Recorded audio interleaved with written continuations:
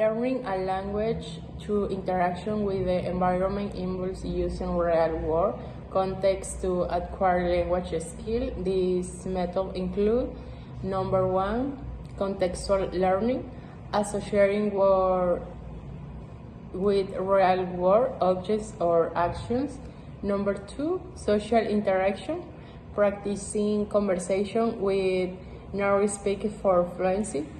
Number three, multisensory input, reinforcing learning through sight, sound, and touch. Number four, trial and error, experimenting with language and receiving feedback. Number five, embodied cognition, using physical experiences to influence language learning. Number six, immersive technology, utilizing apps and VR or simulated language practice. This approach makes language learning more natural and engaging. Think of language learning as similar to learning to ride a bike or solve puzzles. Just like these skills, language development doesn't happen overnight. It's a gradual process where children progress with their environment help.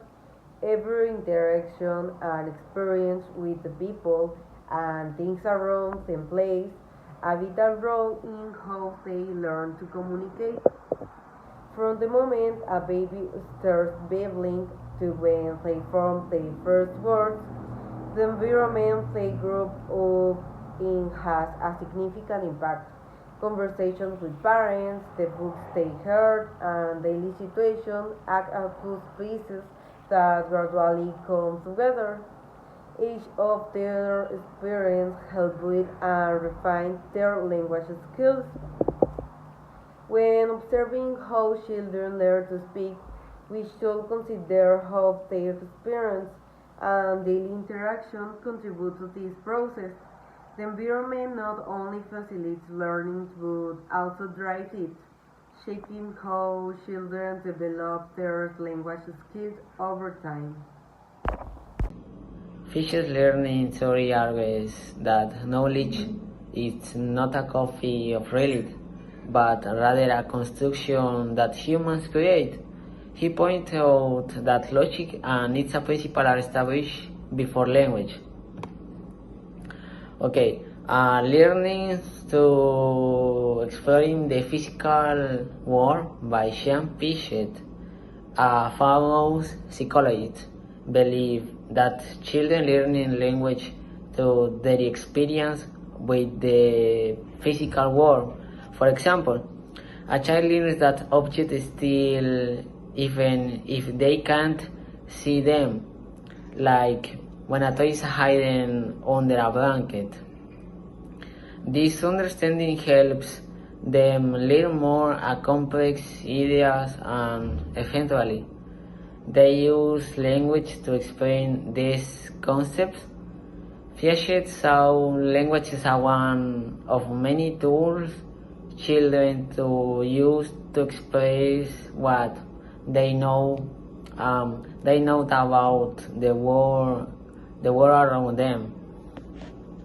I am going to talk about Vygotsky and his view on how children learn through social interaction. Vygotsky believed that learning doesn't happen in isolation. In fact, it happens when a child can interact with another person.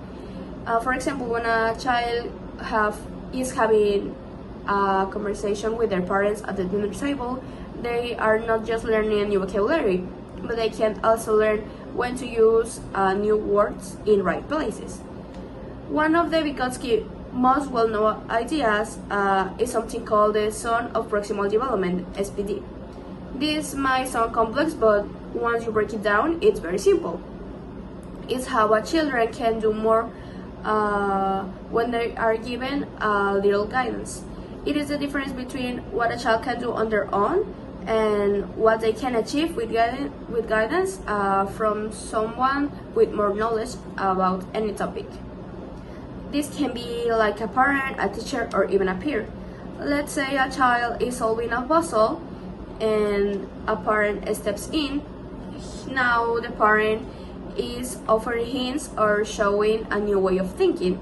The child is not only solving the puzzle, but now have this new idea of thinking and can embrace it with his own point of view. And Vygotsky also believed that language and thought were deeply connected because of this, because he doesn't saw language just like a tool for communication, but also a new way of start thinking.